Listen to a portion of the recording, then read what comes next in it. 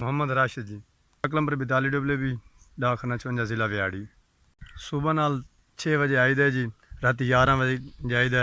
जानवर भी हैं, 3 मुरबे नंद रकबा जी, उदा काम करना होंदा है जी। 24 घंटे मेरे ही काम में पानी ला रही हैं जी। ये सारा टोटल रकबा नांदा है जी। जानवर भी हैं जी, वो डेरा खलोता है जी। हूँ खान साहब आए बैठे, तो मैं तस्वीर रिसीव नहीं कर सकना जी।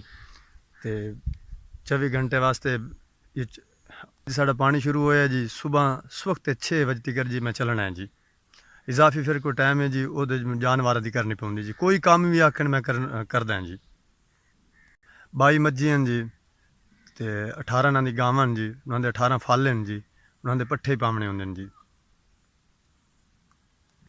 तनख्वाह बड़ी कम है जी, 8,000 रुपये तनख्वाह जी। बाजू का मसला है जी। मेरे 7 बच्चे हैं जी।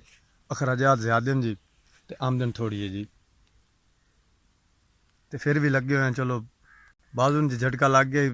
3 लाख रुपये का कर्जाई हो गया जी। इस बाजू का इलाज किया जी, इन्होंने कर्जा देना, इस वास्ते फिर लगे हुए हैं जी। वालदा फौत हो गई, कुछ कर्जा उस वास्ते चामड़ा पै गया, कोल खानी की जी। तो इस तरह मैं फसे हुए जी, नहीं तो मैंने खुली दिहाड़ी लभदी है जी। बाकी जी अल्लाह पाक रोज़ी दे रहे, अलहमदुलिल्लाह करते पे हैं जी, औख सौख नाल जी।